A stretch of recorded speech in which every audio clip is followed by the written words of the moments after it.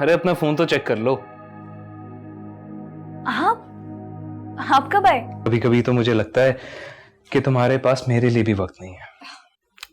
हाँ, अरे वैसी बात बिल्कुल भी नहीं है। इस वक्त इस दुनिया में अपने रब के बाद मेरे लिए सबसे ज्यादा अहम आप भी हैं।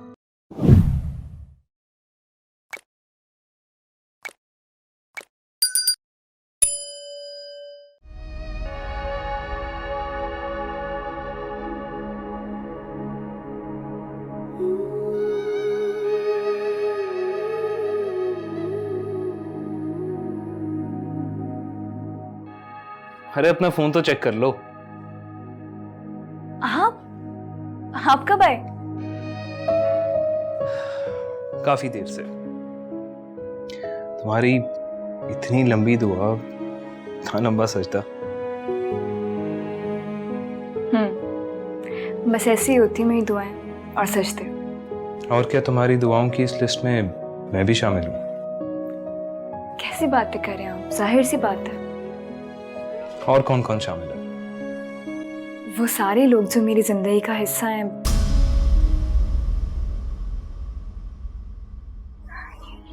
या थे। तो क्या सबको दुआ देती हो या बद्दुआ भी? बद्दुआ क्यों दूंगी? अगर हम चाहते हैं कि हमारा रब हमारी सारी गलतियां माफ कर दे, तो सबसे पहले हमें दूसरों की गलतियां माफ करना सीखना चाहिए। मुश्किल काम नहीं है ये। इसके लिए तो बड़ा दिल चाहिए। जब दिल में अल्लाह ताला बस जाते हैं ना, तो दिल बड़ा हो जाता है। और फिर माफी से अगली स्टेज आती है, जिसमें ना सिर्फ हम दूसरों को माफ करते हैं, बल्कि उनके लिए दुआ भी करना शुरू कर देते हैं। इसका मतलब है कि अगर मैंने तुम्हें कभी जिंदगी में हर्ट किया, तो ना तुम सिर्फ मुझे माफ करोगी बल्कि दुआ भी दोगी, है ना? ईमान, मुझे अब समझ आया कि तुम्हें कभी किसी दोस्त की जरूरत क्यों महसूस नहीं हुई।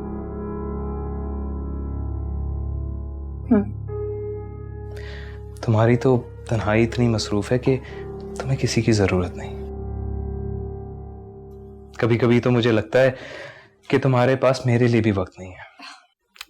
हाँ, अरे वैसी बात बिल्कुल भी नहीं है। इस वक्त इस दुनिया में अपने रब के बाद मेरे लिए सबसे ज्यादा अहम आप भी हैं, और मेरे सबसे ज्यादा करीब भी आप हैं। हाँ, जब अपने रब से बातें चल रही होती हैं तो दुनिया की होश नहीं रहती। लेकिन मुझे तो हर वक्त तुम्हारी जरूरत महसूस होती है। मुझे भी अपने जैसा बना दो। क्या ये मुमकिन है ईमान? क्यों नहीं? हर इंसान अपने रब से अपना ताल्लुक इसी तरह मजबूत कर सकता है। बस उस रब की बनाई हुई मखलूक को अगर आपकी वजह से कोई तकलीफ नहीं पहुंच रही और आप उनके लिए आसानियां पैदा कर रहे हो, तो समझें कि आपके रब से आपका ताल्लुक बिल्कुल पक्का।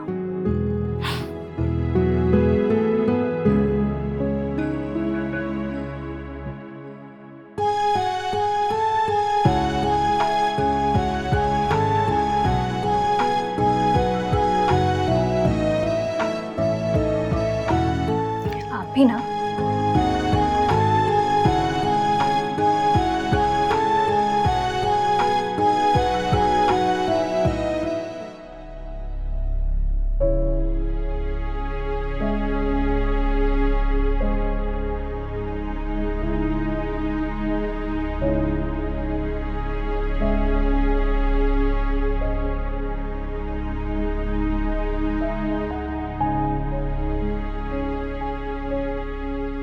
ये ले, दवाई खा लो।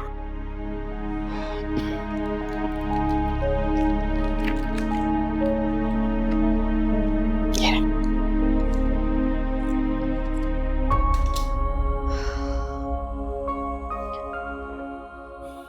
शुक्र है आपका ब्लड प्रेशर नॉर्मल हुआ, लेकिन अहमद डॉक्टर कह रहे थे आपको रेस्ट की बहुत जरूरत है।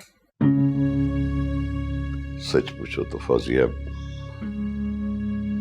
मेरे दिल पर बहुत बोझ है और उसे हल्का करने की जरूरत है। कैसा बोझ?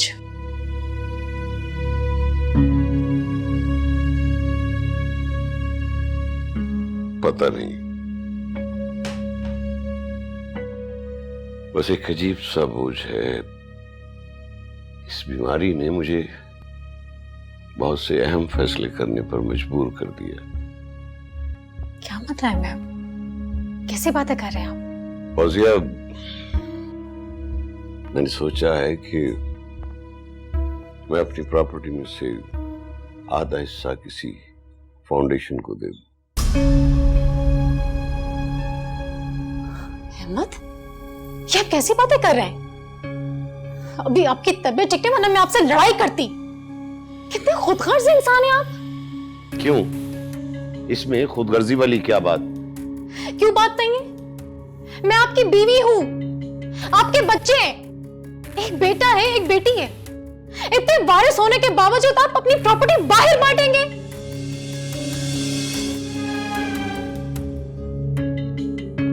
अहमद, मेरा ये मतलब नहीं है। मैं ये थोड़ी कह रही हूँ कि अभी से आप अपनी प्रॉपर्टी में से हमें हिस्सा दे दें। अल्लाह आपका साया हमारे सरों पर सलामत रखे, आपको लंबी जिंदगी दे, लेकिन आपके बाद हमारा है ही कौन? देखो फौजिया, पहली बात तो यह है कि मैंने अपनी सारी प्रॉपर्टी देने की बात नहीं की, और दूसरी बात यह है कि अगर अल्लाह ने हमें हद से ज्यादा दौलत से नवाजा है तो उसमें से आधी दौलत अल्लाह की राह में डोनेट कर दी जाए तो इसमें हर्जी क्या है? मेरे इस फैसले पर खुश होने की बजाय तो मुझे डिस्करेज कर रही हो। बहुत अफसोस है तुम पर। क्योंकि आपका ये फैसला निहायत अहमकाना है। ठीक है, अल्लाह की राह में देना चाहिए और आप देते भी हैं, बस इतना काफी है। और अब ये तो नहीं ना कि अपनी जायदाद में से आधा हिस्सा ही बाहर बांट दें। देखो, ये मेरी जायदाद है और मेरी मर्जी है कि ये जायदाद मैं किसके नाम करता हूं और किसके नाम नहीं करता। और अगर अपनों में हिस्सा बांटने की बात है तो इस जायदाद पर सबसे पहला हक मेरी बेटी ईमान का बनता है। अगर वो आज पलट कर एक बार भी मुझसे माफी मांग ले तो शायद मैं उसे माफ कर दूं, मगर न जाने क्यों वो उससे रूठ सी गई है हमेशा के लिए। मैंने बहुत ज्यादती की उसे घर से निकालकर। वो जो भी थी, जैसी भी थी, मेरी सगी औलाद थी। और इस बात का एहसास वक्त गुजरने के साथ साथ मुझे ज्यादा होने लगा है।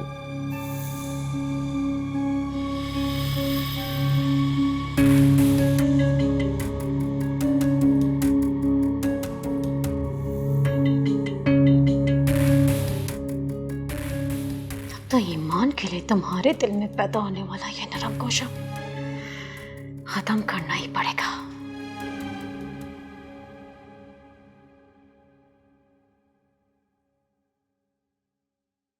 हारिब, जी मामा। ये तुम आजकल कुछ ज्यादा ही घर से बाहर नहीं रहने लगे। तुम्हारे बाबा कितना नाराज हो रहे थे, कौन समझाएगा उन्हें? मामा आप और कौन? अच्छा चलो ठीक है, एक काम करो, आज तुम्हारे बाबा ने तुम्हें ऑफिस बुलाया, now you have to go. आज और अभी। हारिब, मेरा ख्याल है तुम्हें अपने बाबा की बात मान लेनी चाहिए। अच्छा चलें, ठीक है मामा, नो वरीज, मैं चला जाऊंगा। शाबाश, जाओ जाकर।